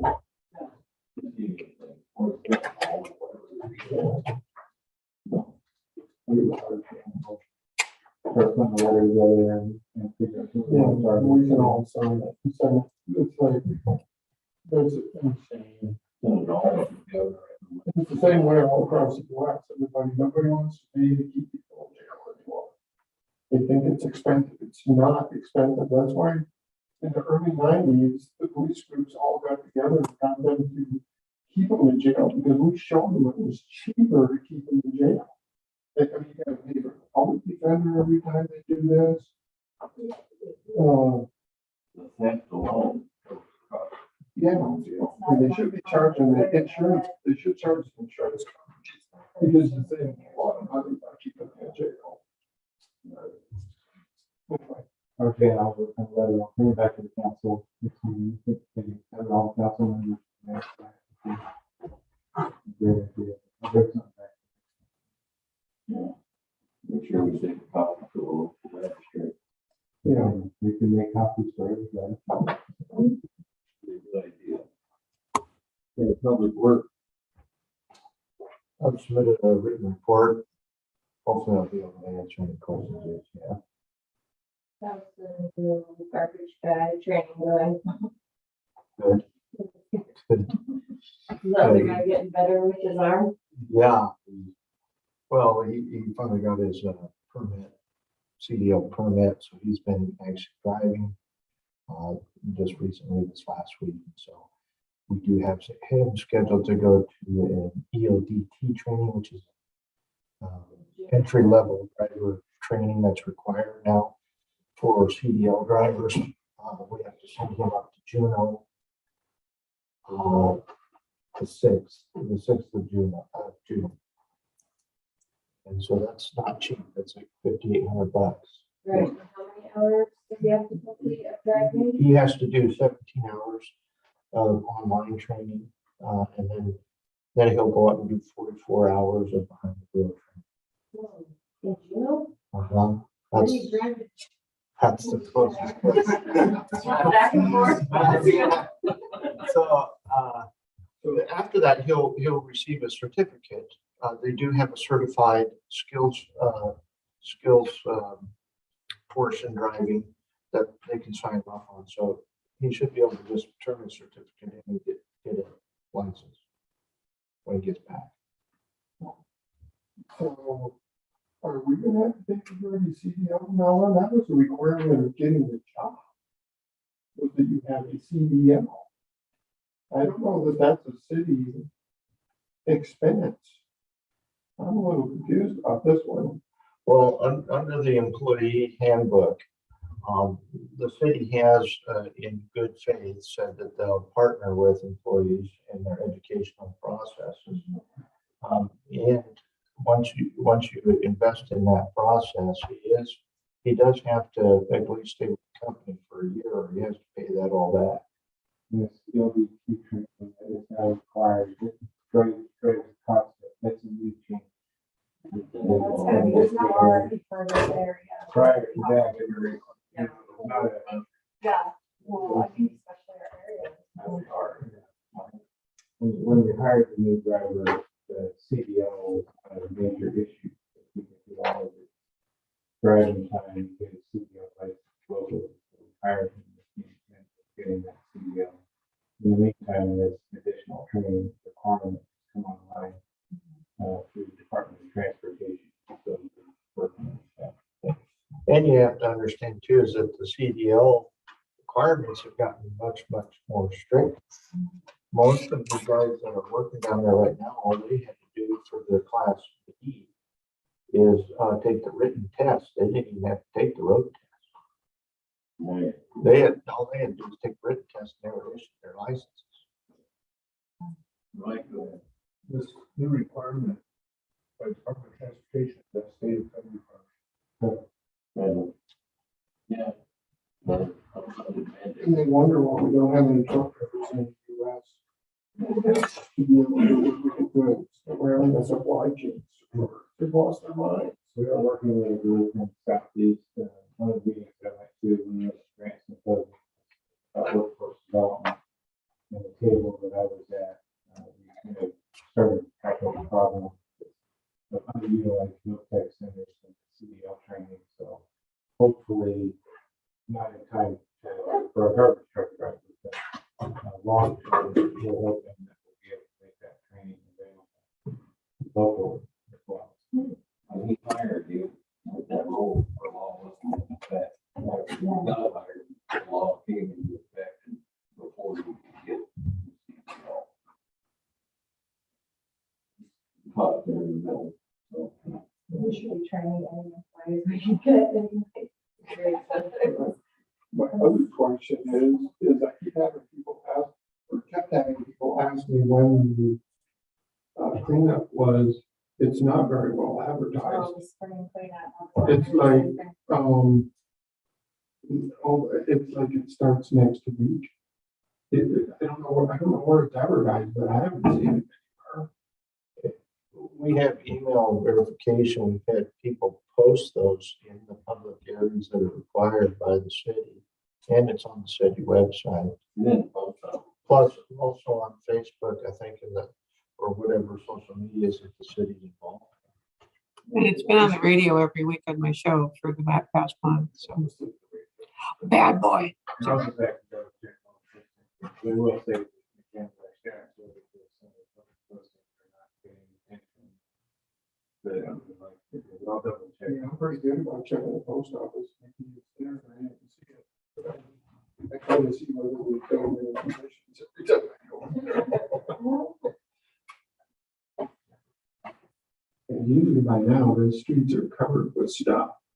If that's not the case, there's some. yeah, not very many people are aware they're gonna see those trucks moving and they're gonna go. "Oh." Right, well, in the rules too, it says not to stack trash out or. Weeks in advance, but Yeah. we've got people that do whatever they want. There's some aisles That's fine. You know, the purpose of that is to kind of build some kind of guideline, Yeah. to help us at least not lose our minds during spring cleanup. Yeah. I'll double check on the public notice. Even though we're getting the transfer some more information. Close to the out there. All right, any more questions?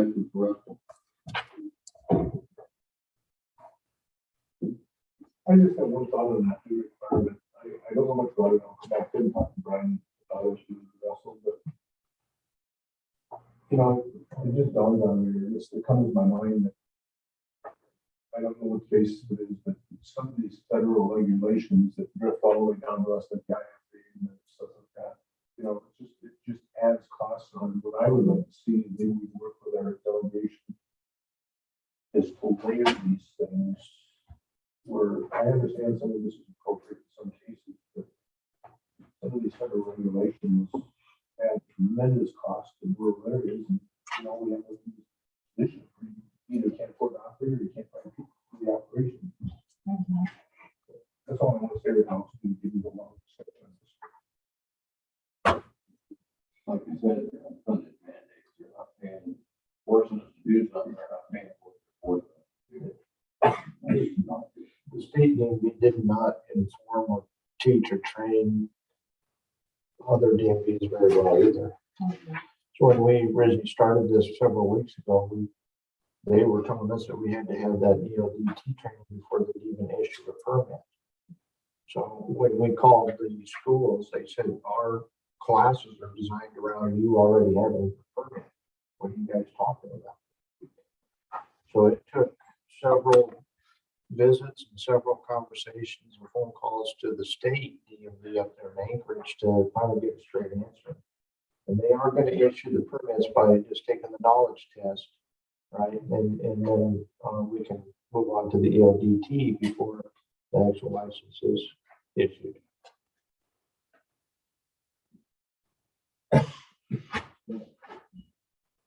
Recreation. I submitted a report with pictures. We've been very busy. Ellie is working out wonderfully. She's has a summer job. She's leaving tomorrow for the field for a week and then she'll be back. So I'll have her every other week for a while. Her training is going well. I can't wait. She went to the 4th of July meeting the other day. They need volunteers, hint, hint. So does the salmon derby is coming up June 1st until August 15th. We're going to have a bunch of fun stuff happening and we need some help too. And not this weekend, but next weekend, we're going to help Vera with her planting at the ballpark and beautification. So that will be fun. That's another one. And you may notice that our planters have all been painted by Ellie. She got the base paint on. She's got great plans for the future. We'll see if the weather will allow all the beautification to happen. But yeah, things are going really well. I'd have to say we're going to open the youth center for youth tomorrow. We're going to do 7 to 9 on Friday evenings. And I'm trying to get, I've got several people and Ellie will be supervising. I know the kids really like me, but I don't think they want to hang out with me on a Friday night. So I think this will work out really well having her, and Melissa Bean is also volunteered to help. And so it's working out great. Any questions, any suggestions, any volunteer people? The radio show tomorrow, we have Pause on, ask out there, having a spay and neuter clinic coming up in August. And Laura Hom is my interview person, as well as Jan Bush from the Chamber of Commerce and the marathon. And I will be announcing the marathon, and I think I'll have Ellie help me too. So lots going on. Just Friday night, it's for 15th, but you don't have anything Saturday. Pardon me? Just Friday night for the teams, not Saturday. Saturday, we've already got magic up there. Okay. Yeah, so we've got, yeah. And then we have a special night on Monday for volleyball now that we're letting the middle school kids play too. So we've got 3 nights of volleyball. We've got skating on Tuesday and Thursday. So it's going. I just let you know that we get some teams down at the bar coming in and play pool and stuff. They'll just have sodas and play pool until like 9 o'clock. And I tell them that I do want to the restaurant. Yeah. So we got 2 pool tables that were recovered, and I've protected them fiercely, so they still look really good. I did loan did rent out tables to the Sasquatch film crew, and I think they let Sasquatch play with them because they all came back. Some were ripped, most of them were scuffed up, and I'm not very happy. I don't know what, but that's either that or they put them in a truck and drove down gravel roads for the 2 weeks they had them, but all my pretty chairs, kind of, I'm gonna pout a little bit. I'm scrubbing them up, so. Yeah, yeah, definitely. I was talking to Brian about that earlier. 'Cause- Yeah, no, I mean, they were, it's bad. And there's signs all over. The black chairs are not to leave the gym because they were beautiful. And there's a couple that are still beautiful. The rest of them look like they've been sat on by Sasquatch. Mhm. So, any questions? Okay.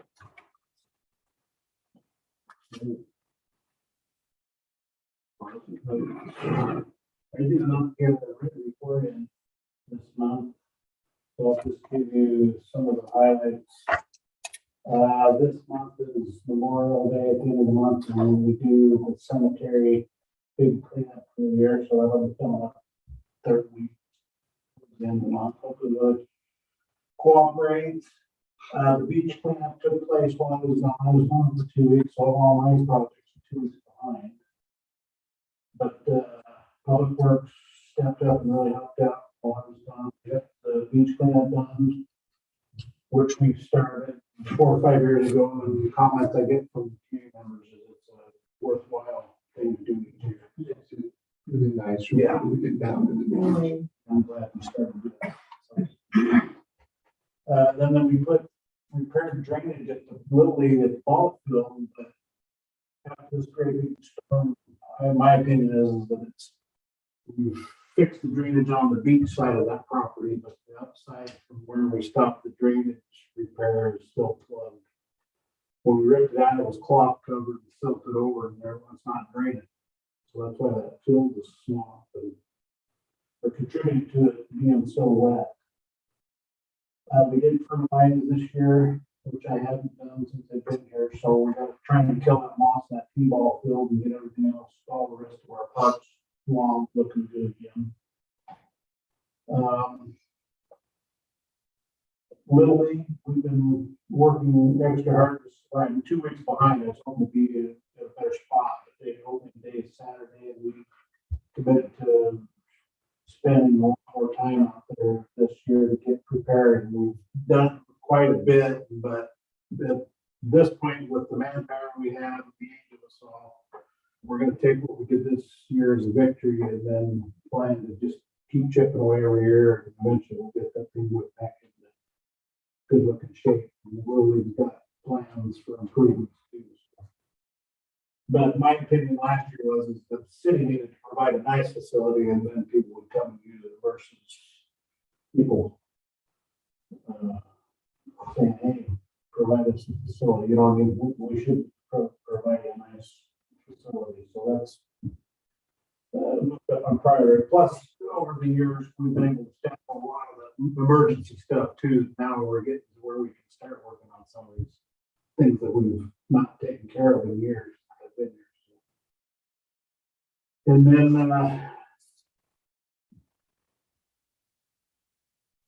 for the youth center, I have a brand new Toyo stove that's sitting in my shop. It was delivered yesterday, but it won't be installed until Monday.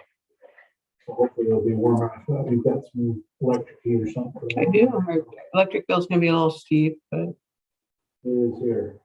And that was the last thing I had.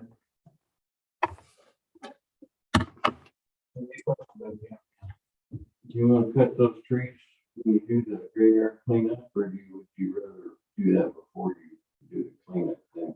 Well, we're talking about this week, and I forgot that we got this little league, so. I know. Good, yeah. I don't know. If I figure something out, just let me know. And Yeah. we'll get some of that stuff knocked in.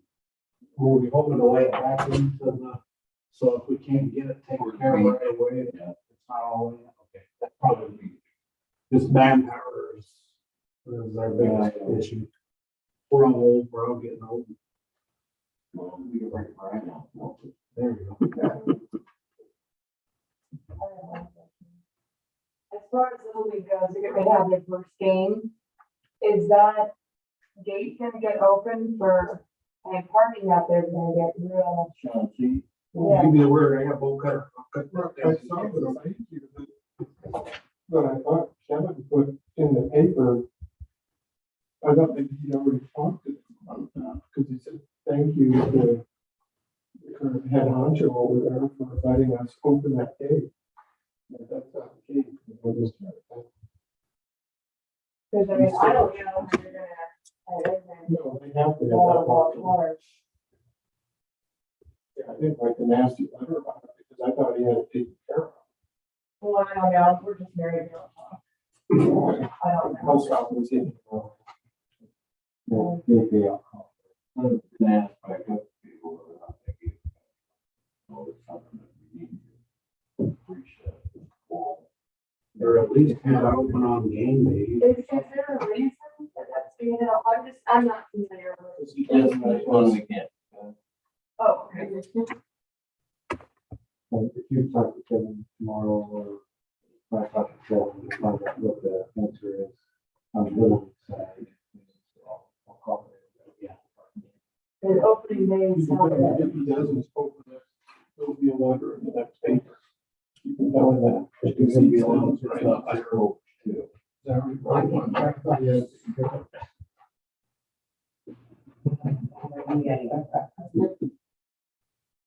It's just a power thing. All it is. If you're not on the black rock, they believe that open for us to find their rock. And we put the black rock down. That's why I'm looking for the law. This out here, say something. What you do it. My stomach was growling, man. I have to. All right, we'll see you later. Any more questions? We're checking in the bolt cutters. Oh, Julie, do you have a question for me? Oh, no, we can talk. Okay. They have a key, just give me the link and I'll unlock that Saturday.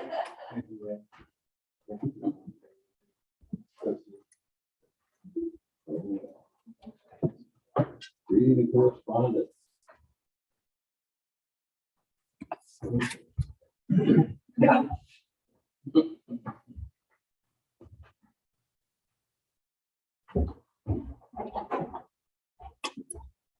Okay, consideration of resolution for ordinance. Resolution 22-12, FY 23, in lieu of payment. Move to adopt resolution 22-12. The motion's been made and seconded to adopt 22-12, FY 23, in lieu of payment. Any discussion on this? Okay, roll call vote, please, Sam. Hannah Dawson, Yes. Mrs. Schuler, Yes. Michael Captain, Yes. Julie McDonald, Yes. Hannah McKenna.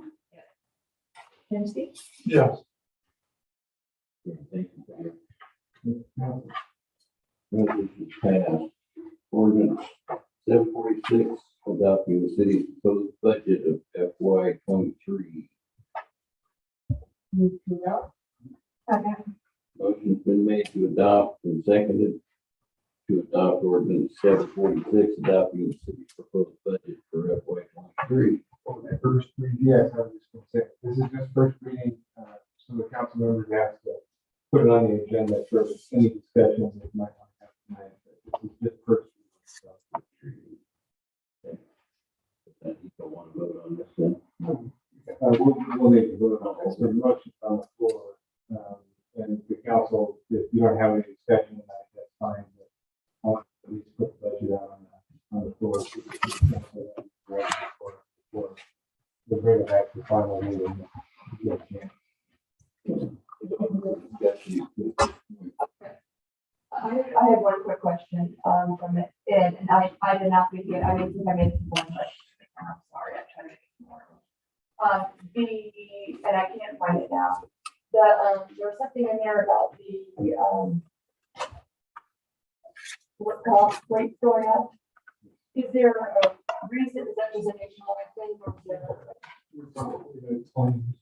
That's what makes it. was it I don't know if that's the sole reason or how big a factor that was, but yeah, it's been, the workman's compensation and most of our liability insurance policies have been increasing in the last couple of years, just probably part of the market risk, part of the claims.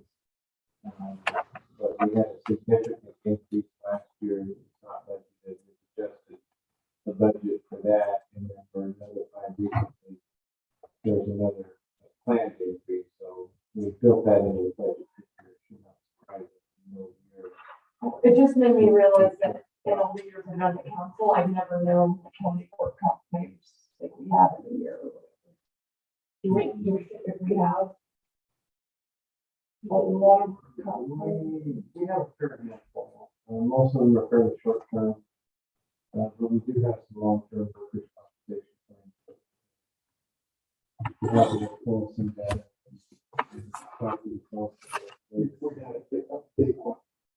Separate ones. Okay. Of course, most of them, That's why this one. most of them, we can't talk about it. No, and that's fine, and I'm just general, I don't, but we generally have like a handful a year. And we have had things like that, this one big workers' compensation claim, which that, so. Okay, but generally speaking, we have around a handful every year. Would you say it's like more than 10 a year, roughly? I don't, but I don't even have it yet. I don't think so. But you know, I think somebody gets smashed with a wife, they gotta go to the doctor, and Well, I mean, if there's something on the down, they don't only miss a day's work. But, yeah, you know, we had, police get broken legs before, Yeah. things like that. yeah, And those years, Right. get ready, and it's coming up. But I don't know how much of this is attributed to just insurance costs going up, or how much is attributed to specific claims. okay.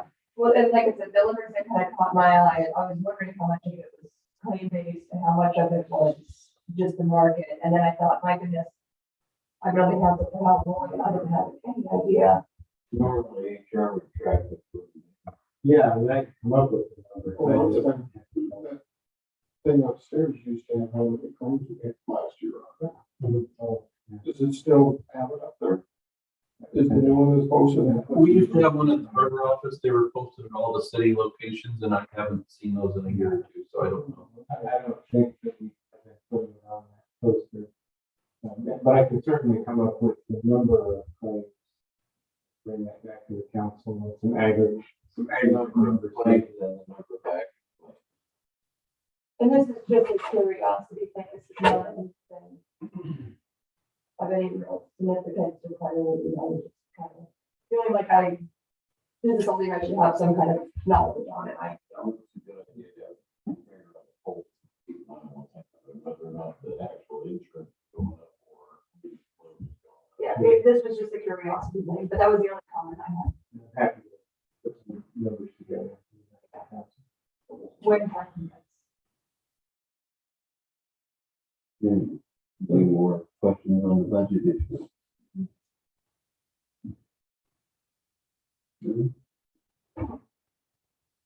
Okay, we'll do a roll call vote. Mary Beth Smith, Yes. Lauren Schoonover, Yes. Michael Beckman, Yes. Julie McDonald, Yes. Janelle Finner, Yes. Jim C. Yes. Thank you, council. Unfinished business. Lot 3A, Murphy subdivision, Sunbury subdivision.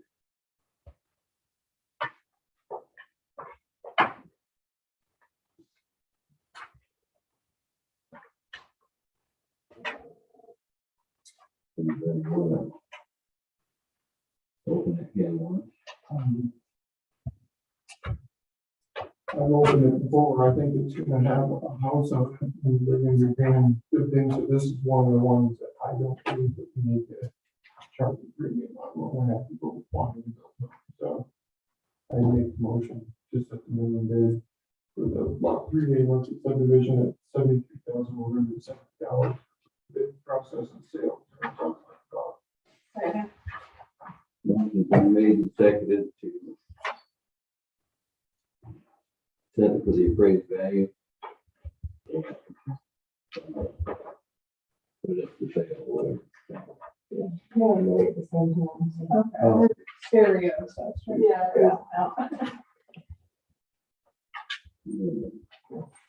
So it must have been made effective. Do a noise vote on that, they're aiming to set.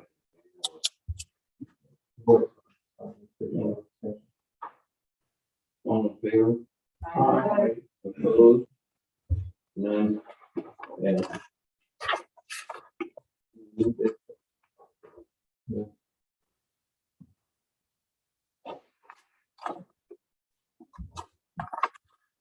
One.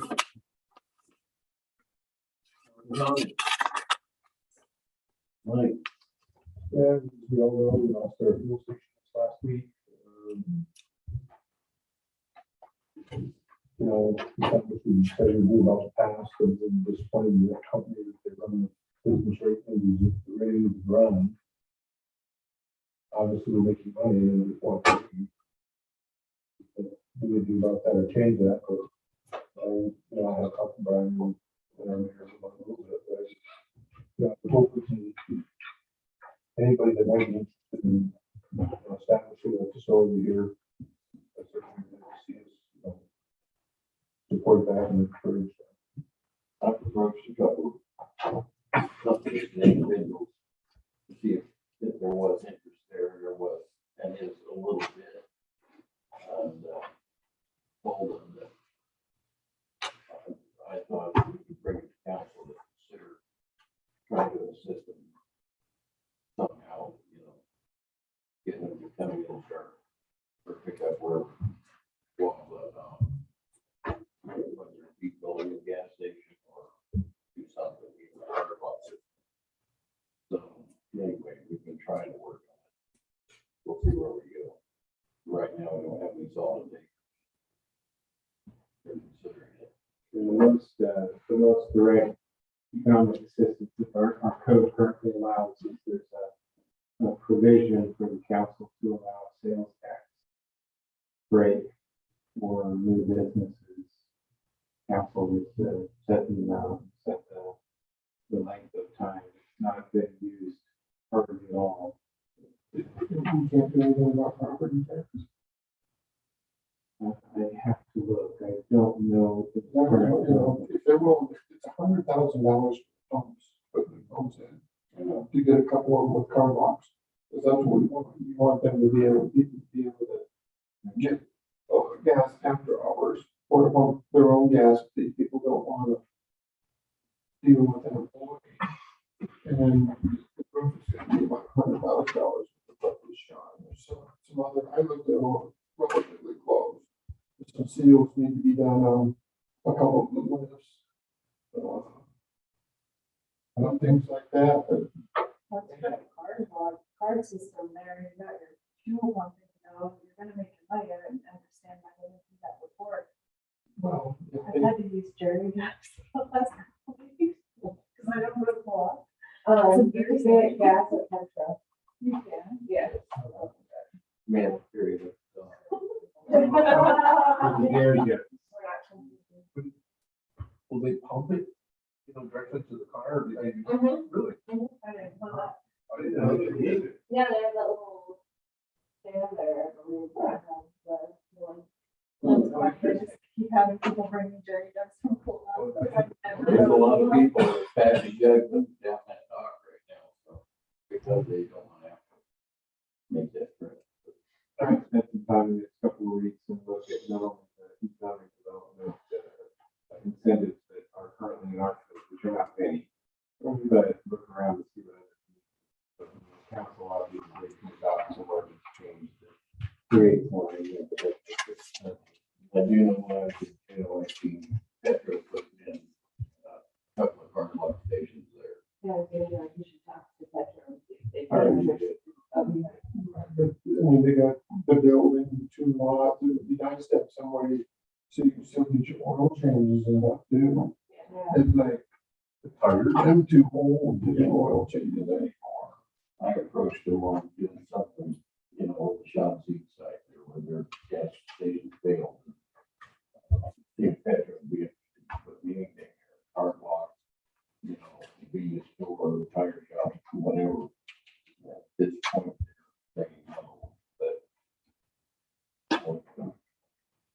So they actually have the pumps, like even in the cars with the unleaded gas that have, small nozzle now, they have pumps out there that can.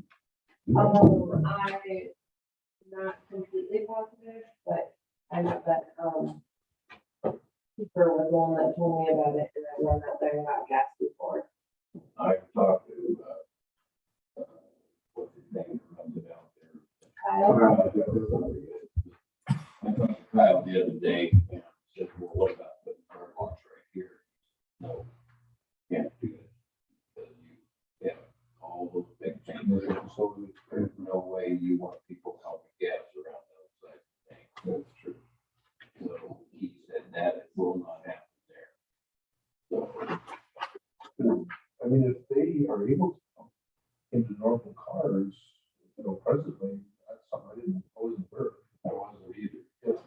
If they are able to do that, I think it's a great idea to maybe make an announcement on their city page as long as Petro Ray's comfortable with it. But check to make sure first, because that's sales tax revenue for us too. Well, it is. Oh, Let's see.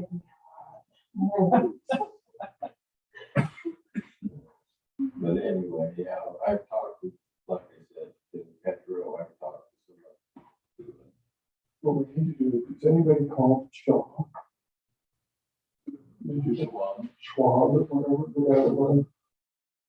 We should, I'll try to get that number from Michelle. If they were handing it out to everybody. You gotta get you. Well, no, guys that own in Seattle. Yeah, no. The guy in Ketchikan was supposed to run it, and then he decided he didn't want to heartburn. So, Yeah, they suppose they couldn't find a manager. Part of it, plus they lost revenue. Long truck they tires. didn't even advertise. I know. Well, they were looking. I think you can get the building of the wild actually, and the tanks were inspected relatively soon. Recently. I heard they were glass tanks anyway. Well, I just know that